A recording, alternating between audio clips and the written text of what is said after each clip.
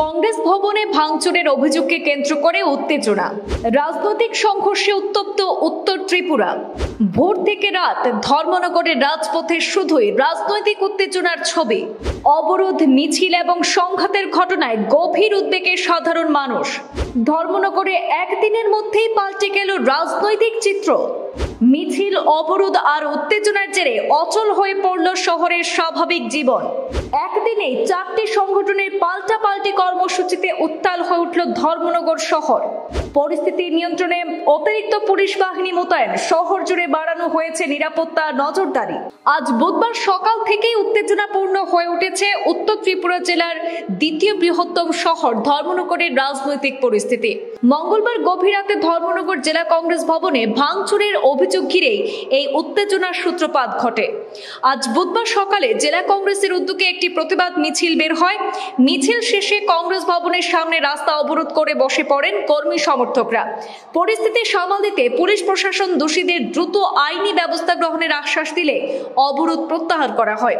এর কিছুক্ষণ পরেই একই স্থানে অখিল ভারতীয় বিদ্যার্থী পরিষদের এবিভিপি কর্মীরাও রাস্তা অবরোধ করে। সেখানে তাদের অভিযোগ যে মঙ্গলবার দুপুরে নাকি এবিভিপি নেতা অনিকেত দেবের উপর আক্রমণের ঘটনায় হয় এখন সেখানে অভিযুক্ত জেলা যুব কংগ্রেসের নেতা জাহাঙ্গীর হোসেনকে তারা অবিলম্বে গ্রেপ্তার করতে তারা জোরালো দাবি জানান।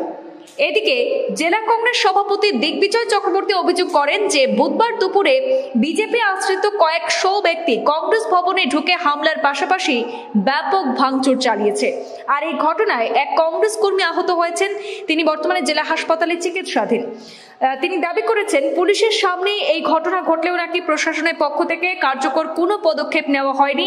আর এই ঘটনায় পুলিশ প্রশাসনের ভূমিকাও প্রশ্নের মুখে পড়েছে বলে মন্তব্য করেন তিনি আরো বলেন, যখন বিজেপি কর্মী সমর্থকরা তীব্রামথার হাতে আক্রান্ত হন তখন মুখ্যমন্ত্রী বক্তব্য রাখেন, কিন্তু বিরোধীদের উপর আক্রমণের ঘটনায় তিনি নীরব থাকেন বলে তারা অভিযোগ করেছেন।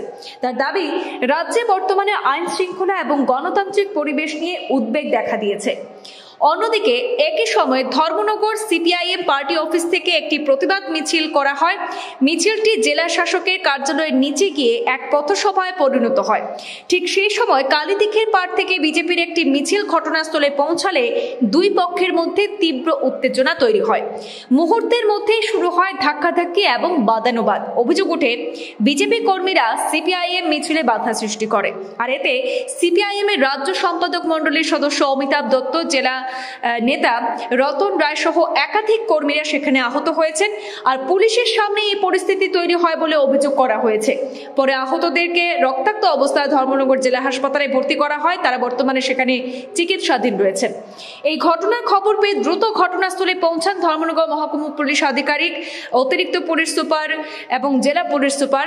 পরিস্থিতি নিয়ন্ত্রণে আনতে মোতায়েন করা হয়েছে অতিরিক্ত পুলিশ বাহিনী।